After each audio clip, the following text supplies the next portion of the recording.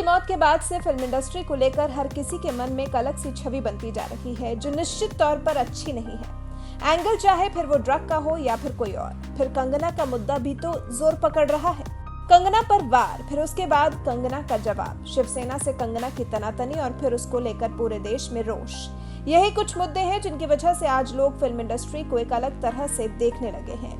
इस सब के बारे में जब गुलाम, राज, फुटपाथ, आवारा पागल दीवाना और 1920 जैसी ब्लॉकबस्टर फिल्में देने वाले जाने माने निर्देशक, निर्माता विक्रम भट्ट से बातचीत की गई तो उन्होंने कई ऐसी बातें कही जो निष्पक्ष लगी, मानो उन्होंने अपना एक ऑनेस्ट ओपिनियन सबके सामने रख दिया हो।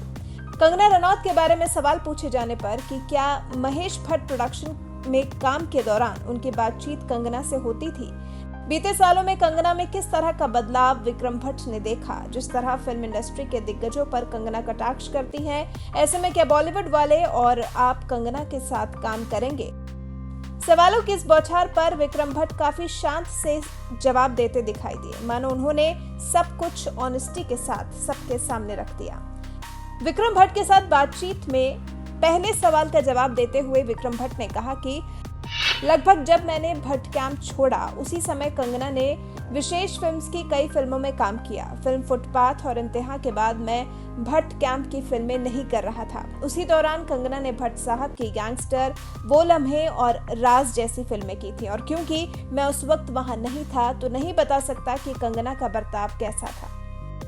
फिर कंगना अच्छी एक्ट्रेस हैं कि नहीं, इस सवाल पर विक्रम भट्ट ने कहा कि वो बहुत अच्छी एक्ट्रेस हैं, आप उससे अच्छी एक्ट्रेस का तमगा नहीं ले सकते। कंगना ने अपने अभिनय से साबित किया है और जहां तक सवाल है कि उनके साथ कौन काम करेगा, तो कंगना खुद फिल्म बना सकती हैं और बना भी रही हैं। मुझे नहीं लगता कि कंगना ने कभी यशराज फिल्म्स की किसी फिल्म में काम किया है। एक फिल्म कंगना ने करण जौहर के साथ की थी, अब तो न कंगना करण के साथ काम करेंगे और न करण कंगना के साथ काम करेंगे।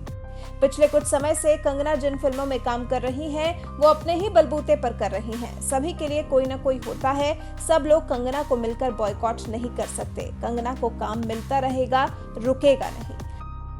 लेकिन कंगना के इस तरह से सबको लपेटे में ले लेने के सवाल पर विक्रम भट्ट ने इसे ह्यूमन टेंडेंसी बताया। कहा कि कुछ लोग अपने विचार अपने पास रखते हैं, किसी को बताते नहीं हैं और कुछ लोग अपने विचारों को जोर जोर से बताते हैं। कंगना उनमें से एक है जो अपनी सोच को सबके सामने जोर जोर से कहती हैं। यही तो स्वतंत्र भारत की कहानी है। आप किसी को रोक कैसे सकते हैं बोलने से? हाँ, जब आप किसी को नाराज करेंगे तो रिएक्शन में आपको भी लोग नाराज करने की कोशिश करेंगे। ठीक वैसे ही जैसे आप अगर लूज बॉल फेंकेंगे तो सामने वाला सिक्सर मारेगा, तो या तो क्रिकेट ना खेलें या फिर जो गेम के उसूल हैं सब उसूलों के साथ ही होगा। अगर आप पॉलिटिक्स की तरफ जाएंगे और पॉलिटिकल बयान देंगे तो आपके साथ भी पॉलिटिक्स होगी, ये तो नियम है। अब सवाल ये कि अगर विक्रम कंगना के साथ काम करेंगे तो इंडस्ट्री उन्हें बॉयकॉट कर सकती है, क्योंकि कंगना ने तो इंडस्ट्री के लगभग सभी दिग्गजों पर कटाक्ष किया हुआ है। इस पर विक्रम का साफ कहना था कि जो चलता है उसके पीछे सब दौड़ते हैं। जब आप किसी के साथ काम करते हैं तो उनके हुनर के साथ काम करते हैं। अगर कंगना की 4 से 5 फिल्में फ्लॉप हो जाएं तो कोई नहीं जाएगा कंगना के पास, लेकिन अगर फिल्में हिट हो जाएंगी तो लोग उनके पास जाएंगे।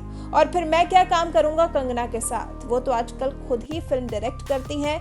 मैं ये नहीं कह रहा कि कंगना के साथ काम नहीं करूंगा, लेकिन मैं उनके साथ करूंगा क्या? अगर उनके साथ काम करूंगा तो मुझे क्लैप मारनी पड़ेगी, क्योंकि कंगना तो खुद कहानी लिखती है और फिल्मों का डायरेक्शन भी खुद ही करती हैं। तो मैं क्या करूंगा? अगर कंगना की फिल्म में मेरे लिए कोई काम हो तो मैं कर लूंगा।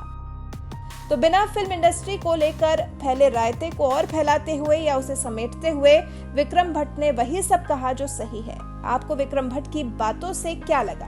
क्या आपको उनकी बातों से उनका पक्ष या विपक्ष समझ आया, या विक्रम भट्ट ने कंगना को सपोर्ट किया या फिर उनके खिलाफ अपनी राय रखी? इस बारे में आप अपनी राय हम लोगों के साथ जरूर साझा करें।